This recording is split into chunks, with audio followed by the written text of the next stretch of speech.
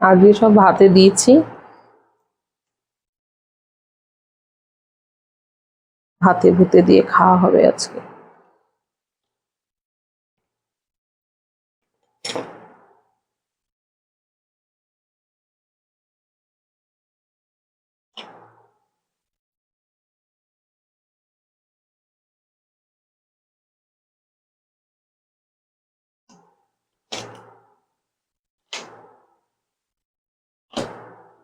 কাঁকরোল ভাতে, আলু ভাতে, পটল ভাতে, এসব ভাতে কে কে ভালোবাসো খেতে।